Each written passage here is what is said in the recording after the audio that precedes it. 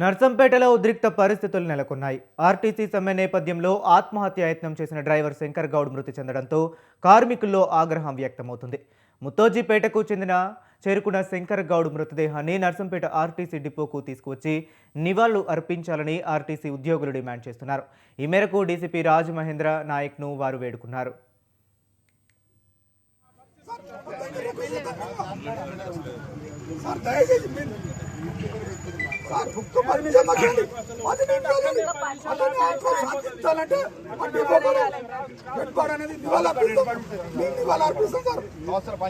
తెలంగాణ ఆర్టీసీలో 3వ రోజుకు చేరిన సమ్మె. ఈ సమ్మె పూర్తిగా ఆర్టీసీ నిర్లక్ష్యం వల్లనే సమ్మెలకు పోవడం జరిగింది. సుమారు 40,000 మంది కార్మికులు. ఈ సందర్భంలో ప్రభుత్వము ప్రతిష్టాత్మకంగా మేనేజ్మెంట్ ఇద్దరు కలిసి ప్రత్యామ్నాయ ఏర్పాట్ల పేరు మీద బస్సులు నడపడం, మరి సమ్మెలో ఉన్న కార్మికులను కవ్వింపు చర్యలకు పాల్పడడం వల్ల మనోధైర్యం మరి అసంతృప్తి మా కార్మికులలో కొందరు తట్టుకోలేని పరిస్థితులలో ఆత్మ బలిదానం చేసుకోవడానికి ప్రయత్నం చేసిండు. దాంట్లో భాగంగానే ఇలా మా శంకర్ గౌడ్ నర్సంపేట డిపో మరి డ్రైవర్ ముద్దు బిడ్డ, మా తెలంగాణ ముద్దు బిడ్డ, బీసీ బిడ్డ, అదే గౌడ బిడ్డ, మరి ఈ మంత్రికి సోయి లేదా, ఈ ప్రభుత్వానికి సోయి లేదా, గౌరవ ముఖ్యమంత్రికి సోయి లేదా, మా ఎండి గారికి సోయి లేదా, ఇప్పటి వరకు కార్మికులు అడుగుతున్న పరిస్థితి. నిన్న చనిపోయిన మా శంకర్ గౌడ్ కుటుంబానికి ఇప్పటి వరకు ప్రభుత్వం తరఫున ఎలాంటి హామీ ఇవ్వకపోవడం చాలా బాధాకరమైన అంశం. మరి ఆ కుటుంబాన్ని నిన్న హైదరాబాద్లోనే ఉండి కూడా హైదరాబాద్ హెడ్ క్వార్టర్లో మంత్రి గారు ఉంటారు, ఎండి గారు ఉంటారు, మరి సీఎం గారు ఉంటారు. వీళ్ళందరూ కలిసి ఆ కుటుంబాన్ని ఒప్పించే ప్రయత్నం ఎలా కూడా చేయలేదు. ఆ కుటుంబంతో పాటు అక్కడ జేఏసీ కూడా ఉన్నది. ఆ జేఏసీతో కూడా మరి కుటుంబానికి ఈ రకమైన హామీ ఇస్తున్నారని చెప్పకపోవడం శోచనీయం.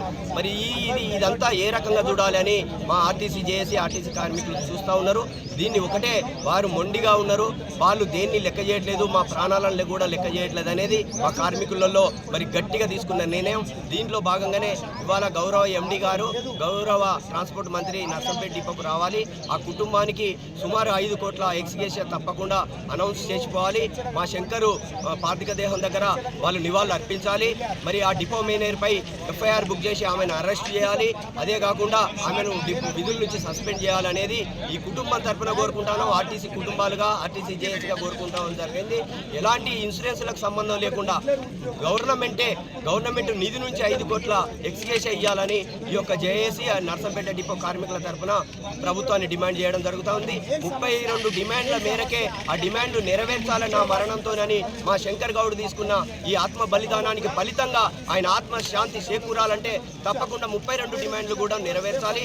ఆర్టీసీలో ఉన్న ఉద్యోగులందరినీ మరి ప్రభుత్వంలో విలీనం చేసి ఆయనకు ఆత్మ శాంతి చేకూరాలని, ప్రజలకు మెరుగైన సేవలు అందించే ఈ ఆర్టీసీ కార్మికుల పట్ల ప్రభుత్వం ఇంత మొండిగా ఉండడం దుర్మార్గమని సందర్భంగా ప్రభుత్వాన్ని హెచ్చరించడం జరుగుతుంది. శంకర్ గౌడ్ మరణం కార్మిక వర్గానికి తీరని లోటుగా మేము భావిస్తున్నాం.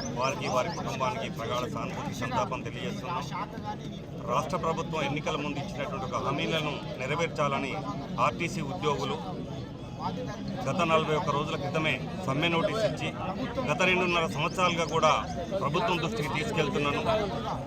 ప్రభుత్వము నిమ్మకు నీరెత్తినట్లుగా వ్యవహరించడం మూలంగా ఆ డిమాండ్స్ అన్నింటినీ నెరవేర్చాలని, ప్రధానంగా ఆర్టీసీని ప్రభుత్వంలో విలీనం చేసి ప్రభుత్వ ఉద్యోగుల బెనిఫిట్స్ అన్నీ కల్పించాలని, అలాగే కార్మిక సంఘాలని పునరుద్ధరించి ఎన్నికలు నిర్వహించాలని, ఇవి ప్రధానమైన డిమాండ్స్ తోటి ముందుకొచ్చినప్పటికీ ప్రభుత్వము ఆర్టీసీ యాజమాన్యము మొండిగా వ్యవహరించడం వల్ల సమ్మెకు దిగాల్సిన పరిస్థితి కార్మిక వర్గానికి వచ్చింది. కార్మికులు సమ్మె చేస్తున్నటువంటి క్రమంలో కవ్వింపు చర్యలకు పాల్పడటం వల్ల నిన్న నర్సంపేటలో పోలా శంకర్ ఆర్టీసీ డ్రైవర్ కార్మికుడు ఆత్మహత్య చేసుకోగా మరణించడం జరిగింది.